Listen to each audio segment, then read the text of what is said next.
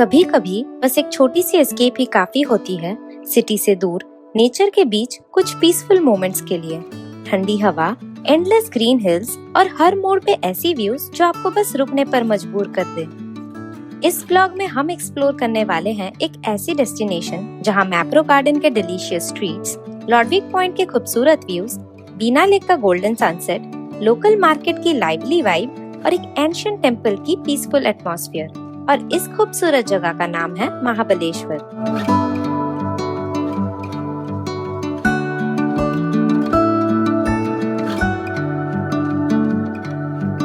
तो आज है हमारा पहला दिन महाबलेश्वर में और सबसे पहले हम जा रहे हैं मैप्रो गार्डन को एक्सप्लोर करने। ये प्लेस रोज सुबह 9 बजे से रात के 11 बजे तक ओपन रहता है, तो आप अपनी कन्वीनियंस के हिसाब से यहाँ आना प्लान कर सकते हो। यहाँ एंट्री बिल्कुल फ्री है और सबसे अच्छी बात है कि यहाँ आपको प्रॉपर पार्किंग फैसिलिटी मिल जाता है, तो आप इजीली अपनी कार लेके आ सकते हो विदाउट एनी हैजल। अंदर एंटर करते ही आपको ब्यूटीफुल लश ग्रीन गार्डन्स दिखेंगे और एक फ्रेश वाइब जो इंस्टेंटली मूड अपलिफ्ट कर देती है। मैप्रो की कहानी 1959 में एक छोटी सी स्ट्रॉबेरी प्रोसेसिंग यूनिट से शुरू हुई थी और आज यहाँ हजारों लोग उनके फ्रेश स्ट्रॉबेरीज और इन हाउस प्रोडक्ट्स को एंजॉय करने आते हैं। Mapro stands for Mahabaleshwar products और आज ये इंडिया के मोस्ट आइकॉनिक फूड डेस्टिनेशन में से एक बन चुका है।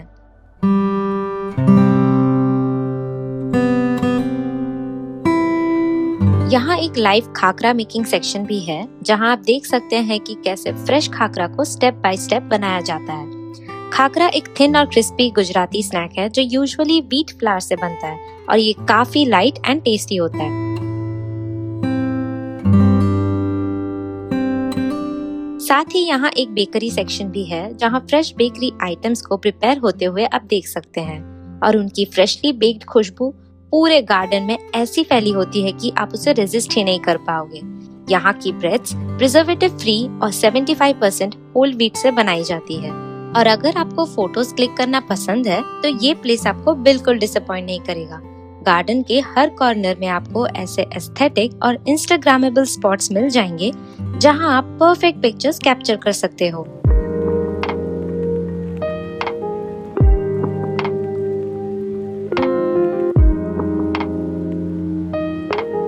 मैप्रो गार्डन का विजिट अधूरा है जब तक आप उनकी लाइव किचन का एक्सपीरियंस ना ले लो।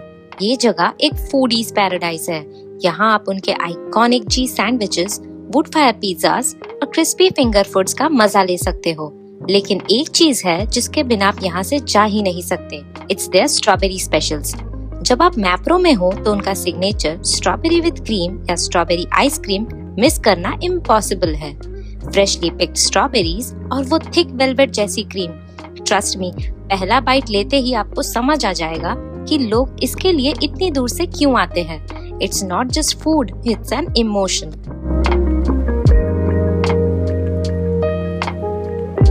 अब बात करते हैं यहाँ मनाया जाने वाली फेस्टिवल की, the famous Mapro strawberry festival. इस फेस्टिवल को हर साल फरवरी से अप्रैल के बीच मनाई जाती है, जहाँ आपको live music, fun activities, food stalls और स्पेशली क्यूरेटेड स्ट्रॉबेरी ट्रीट्स मिलते हैं। मतलब एक कंप्लीट सेलिब्रेशन ऑफ स्ट्रॉबेरीज। अगर आप बेस्ट एक्सपीरियंस चाहते हो तो जनवरी से मिड फरवरी तक का टाइम परफेक्ट होता है, क्योंकि तब स्ट्रॉबेरीज का पीक सीजन है। इस टाइम पर स्ट्रॉबेरीज अपनी फुल ग्रोथ पर होती है। साइज, कलर और स्वीटनेस सब कुछ एकदम टॉप नॉच रहता है। मैप्रो में घूमते हुए आप एक ऐसी जगह पहुंचेंगे जो बच्चों और चॉकलेट लवर्स की फेवरेट है, the Faleiro corner. Faleiro basically Mapro का एक आइकॉनिक ब्रांड है जो अपने पल्पी फ्रूट च्यूज के लिए पूरे इंडिया में फेमस है। यहाँ फलेरो के ढेरों फ्लेवर्स हैं और हर फ्लेवर का अपना एक अलग स्वाद है। लेकिन सबसे फन पार्ट तो अभी बाकी है, स्पेशली किड्स के लिए। यहाँ एक सुपर एक्साइटिंग गेम होता है जिसे फलेरो लूट कहते हैं। इस गेम का कॉस्ट ₹198 है और इसमें बच्चों को हार्नेस पे हैंग किया जाता है और फिर उन्हें डिप किया जाता है फलेरो चॉकलेट्स में। जो जितने चॉकलेट्स ग्रैब कर पाता है वो सब उनका हो जाता है।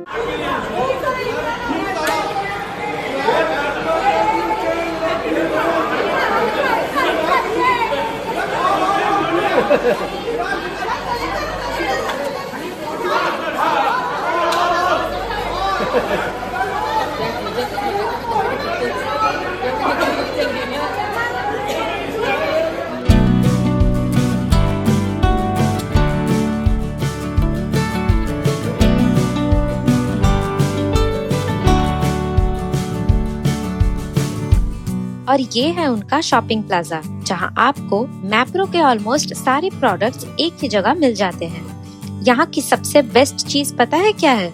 आप इन प्रोडक्ट्स के फ्री सैंपल्स टेस्ट कर सकते हैं। तो पहले टेस्ट करो, फिर डिसाइड करो कि आपको क्या पसंद आया। यहाँ शरबत कलेक्शन भी काफी इम्प्रेसिव है।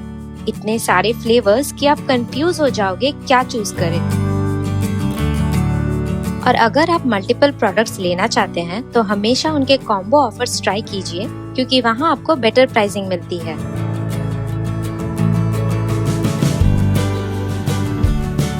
और अगर स्नैक्स की बात करें तो कुकीज काफी यमी है, पर मेरा टॉप पिक है उनके कॉर्न नाचोस। स्पेशली जो चीज नाचोस है, उन्हें मैं सॉलिड 10 on 10 दूंगी।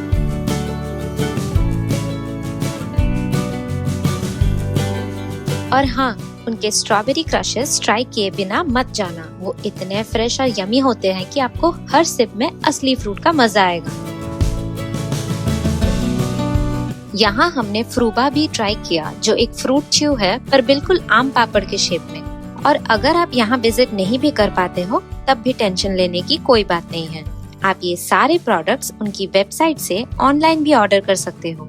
यहाँ आपको मैप्रो के वाइड रेंज ऑफ प्रोडक्ट्स मिल जाते हैं। तो even if you can't make it to the Mapro garden, Mapro के प्रोडक्ट्स आराम से आपके घर तक पहुँच जाएंगे। मैं इस वेबसाइट का लिंक डिस्क्रिप्शन में शेयर कर दूंगी। मैंने तो अपने फेवरेट कॉम्बोज और स्नैक्स पैक कर लिए हैं। अगर आप महाबलेश्वर आ रहे हो तो मैप्रो गार्डन को अपनी आइटिनरी में जरूर इंक्लूड करना। मैप्रो गार्डन के बाद हम गए एक स्ट्रॉबेरी फार्म जो बिल्कुल उसके नजदीक ही लोकेटेड है। सबसे इंटरेस्टिंग बात यह है कि यहाँ आप सिर्फ स्ट्रॉबेरीज खरीद ही नहीं सकते, बल्कि खुद अपनी स्ट्रॉबेरीज पिक कर सकते हो। एंड इस एक्टिविटी के लिए वो आपको 100 रुपीज चार्ज करते हैं।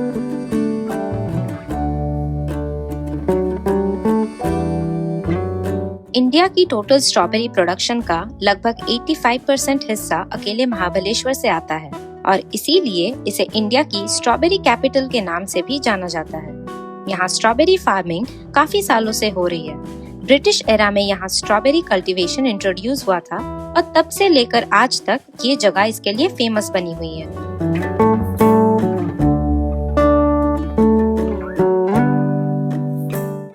अब वक्त हो चुका है एक परफेक्ट सनसेट का, और उसके लिए हम निकल पड़े हैं वीना लेक की तरफ। मैप्रो गार्डन से वीना लेक का ड्राइव रफली 20 मिनट्स का है, लेकिन जैसे जैसे हम आगे बढ़े हमें काफी हेवी ट्रैफिक फेस करना पड़ा। तो एक क्विक टिप, अगर आप वीना लेक सनसेट के लिए जा रहे हो तो थोड़ा जल्दी निकलना।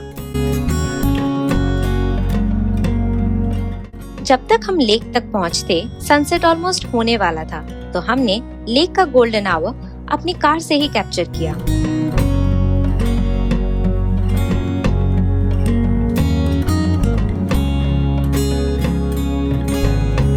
वीना लेक महाबलेश्वर की सबसे फेमस स्पॉट्स में से एक है, क्योंकि ये लेक चारों तरफ से लश ग्रीन हिल्स से सराउंडेड है। ये एक मैन मेड लेक है जिसे 1842 में बनाया गया था। अगर टाइमिंग की बात करें तो ये सुबह 8 बजे से शाम के 8 बजे तक ओपन रहता है, और यहाँ की सबसे पॉपुलर एक्टिविटी है बोटिंग। प्राइसेस के लिए आप ये स्क्रीनशॉट रेफर कर सकते हैं।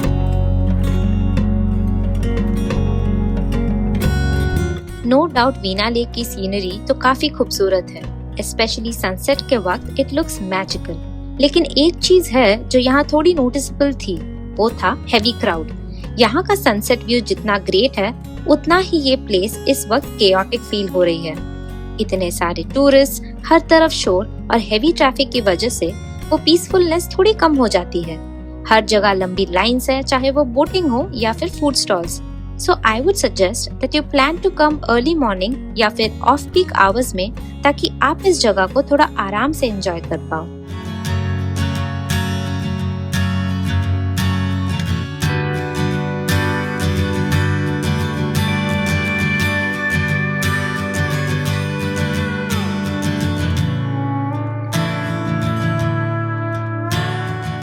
महाबलेश्वर में घूमते हुए आपको रास्ते में ढेरों नर्सरीज दिखेंगी, तो मैंने भी ऐसी ही एक नर्सरी को एक्सप्लोर किया।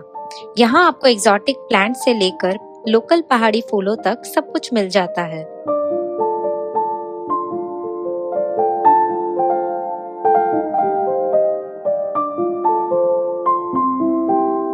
अगर आप मेरी तरह प्लांट लवर हो तो कम से कम एक प्लांट एज ए सुवीनियर जरूर अपने साथ ले जाना।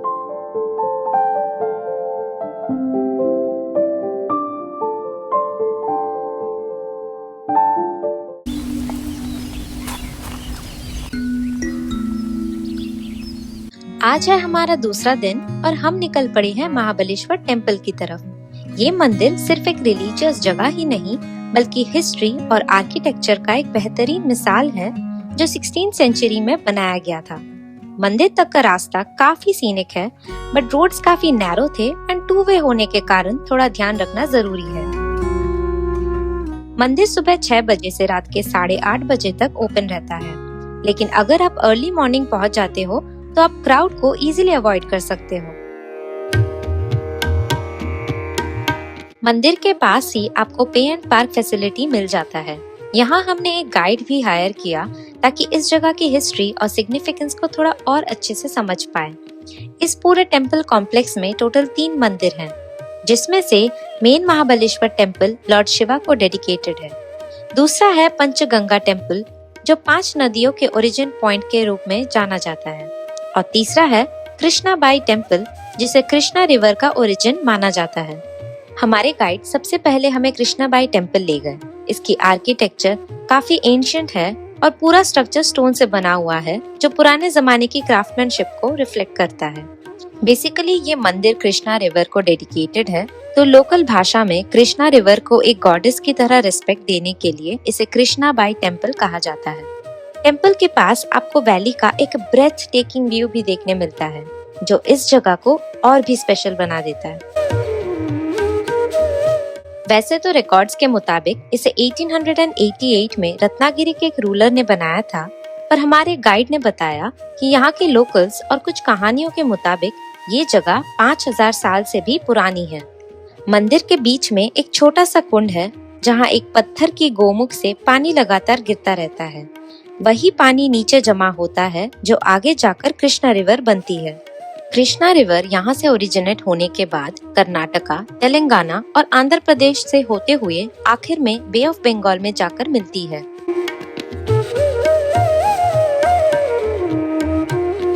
अब हम पहुँच गए हैं श्री पंचगंगा मंदिर की दर्शन करने, जिसकी स्थापना लगभग 4500 साल पहले की गई थी।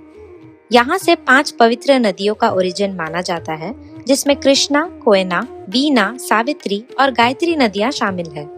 ये सारा पानी एक साथ मिलकर मंदिर के अंदर एक गोमुख से बाहर निकलता है। इसके अलावा हमारे गाइड ने 2 और नदियों के बारे में बताया, सरस्वती जो हर 60 साल में एक बार बहती है और भागीरथी जो हर 12 साल में प्रकट होती है। अब हम पहुंच गए हैं महाबलेश्वर टेम्पल जो लॉर्ड शिवा को डेडिकेटेड है।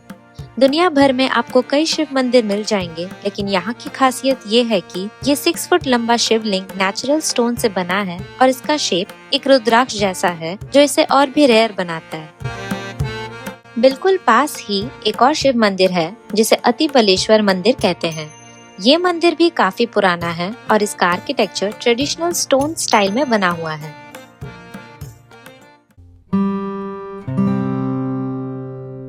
तो मंदिर दर्शन के बाद अब हम इसी कॉम्प्लेक्स के अंदर ही एक स्ट्रॉबेरी फार्म विजिट करने के लिए निकल पड़े।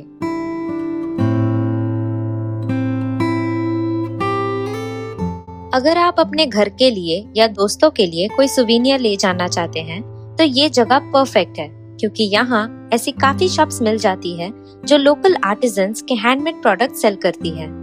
एक शॉप पर हमें ब्रास से बने भगवान की मूर्तियाँ देखने को मिली, और सिर्फ स्पिरिचुअल चीजें ही नहीं, यहाँ वुडन एवरीडे एसेंशियल्स भी मिलते हैं, जैसे कि हैंडमेड वुडन स्पून्स, बोल्स और कोस्टर्स। ये चीजें न सिर्फ देखने में एस्थेटिक है बल्कि बहुत ड्यूरेबल भी होती है। और इसी के साथ हमारा आज का मंदिर दर्शन यही कंप्लीट होता है। अब चलते हैं हम अपनी नेक्स्ट डेस्टिनेशन की तरफ, लॉर्डविक पॉइंट।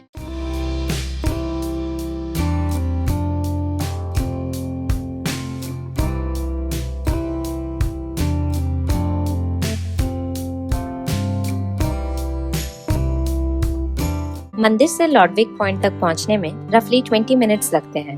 यहाँ पार्किंग बिल्कुल फ्री है और आसपास आपको काफी मंकीज भी देखने मिलते हैं।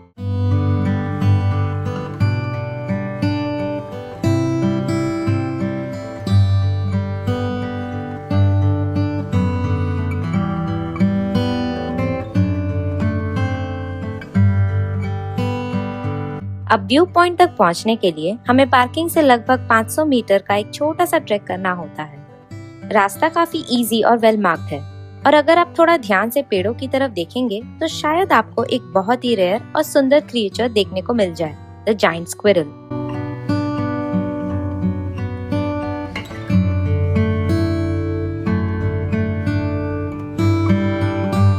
व्यू पॉइंट के रास्ते में आपको कुछ स्टॉल्स भी मिल जाते हैं जहां से आप फ्रूट्स, आइसक्रीम्स और लाइट रिफ्रेशमेंट्स ले सकते हो। अब हम पहुंच चुके हैं लॉडविक पॉइंट पर।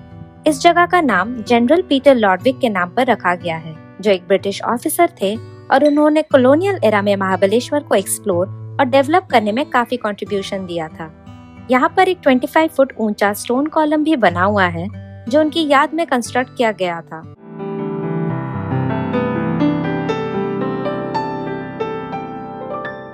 With an elevation of over 1,240 meters above sea level, यहाँ से आपको सराउंडिंग वैलीज और फॉरेस्ट का एक वाइड पैनोरामिक व्यू देखने को मिलता है जो ट्रूली ब्रेथटेकिंग है। अब हम जा रहे हैं एलिफेंट्स हेड पॉइंट की तरफ, जो यहाँ से लगभग 300 मीटर की दूरी पर है। ये जो रास्ता है ये पिछले ट्रेल की तरह वेल मेंटेन नहीं है। जैसे ही आप आगे बढ़ते हो व्यूज धीरे धीरे और भी ओपन होने लगते हैं।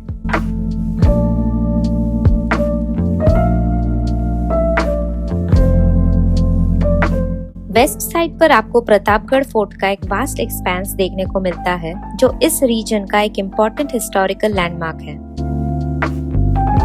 और अगर आप ईस्ट की तरफ मुड़ेंगे तो घने जंगल और डीप वैलीज फैली हुई है जो एकदम रॉ और अनटच्ड नेचर का फील देता है। इस जगह को एलिफेंट्स हेड पॉइंट इसलिए कहते हैं क्योंकि यहाँ की रॉक फॉर्मेशन बिल्कुल हाथी के सर और उसकी लंबी ट्रंक जैसी दिखती है। ये नेचुरल फॉर्मेशन काफी यूनिक है और इसी वजह से ये पॉइंट टूरिस्ट के बीच काफी पॉपुलर है।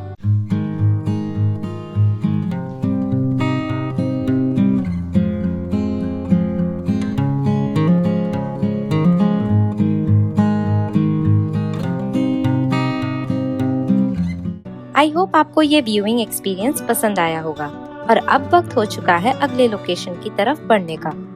लॉडविक पॉइंट से सिर्फ 10 मिनट्स की ड्राइव के बाद अब हम पहुंच गए हैं महाबलेश्वर के मेन मार्केट एरिया को एक्सप्लोर करने और यहाँ आपको पे एंड पार्क फैसिलिटी भी आसानी से मिल जाती है।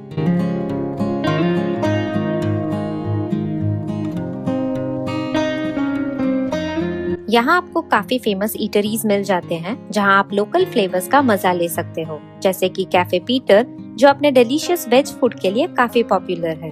फिर आता है एल्सीज डेयरी एंड बेकरी जो अपने फ्रेशली बेक्ड गुडीज के लिए जाना जाता है।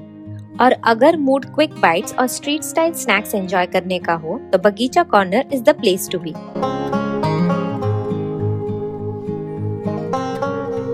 मार्केट में घूमते हुए आपको हर तरफ एक लाइवली और कलरफुल वाइब फील होती है। यहाँ आपको लोकल प्रोडक्ट्स की काफी वैरायटी मिल जाती है, जैसे चिक्की, फजेस, फ्रूट क्रशेस और डिफरेंट फ्लेवर्स के सिरप्स जो महाबलेश्वर की स्पेशलिटी मानी जाती है। इसके अलावा यहाँ लेदर आइटम्स, हैंडीक्राफ्ट्स और काफी सारी शॉप्स पर क्लोथ्स भी मिलते हैं, स्पेशली जैकेट्स, स्वेटर्स और विंटर वेयर जो हिल स्टेशन के वेदर के लिए परफेक्ट होते हैं। शाम के टाइम ये मार्केट काफी क्राउडेड हो जाती है, तो अगर आप शांति से शॉपिंग करना चाहते हो तो सुबह आना ज्यादा बेटर रहेगा।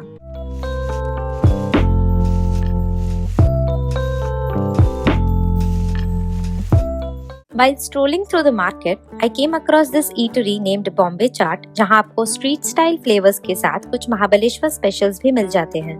तो हमने अपने लिए ऑर्डर किया गर्मा गर्म समोसास और ऑफ कोर्स यहाँ की सिग्नेचर स्ट्रॉबेरी विद क्रीम।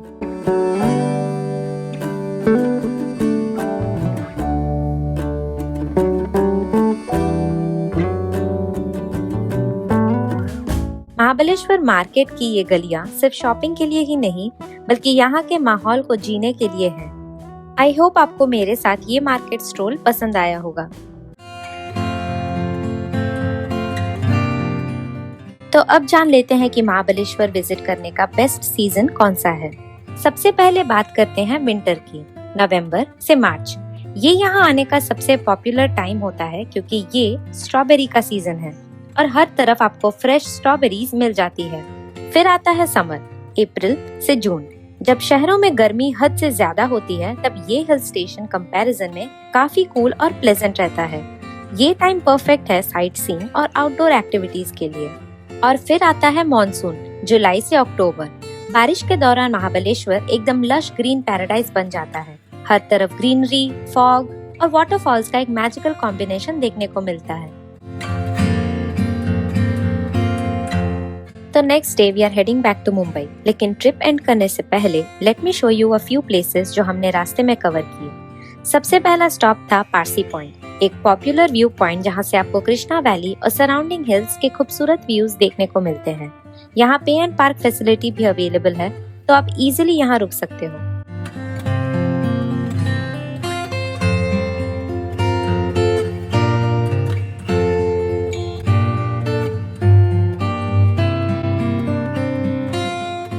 उसके बाद हम रुके वाई के डीमार्ट पर, जो महाबलेश्वर से अराउंड 1 घंटे की डिस्टेंस पर है, to pick up some local snacks and essentials.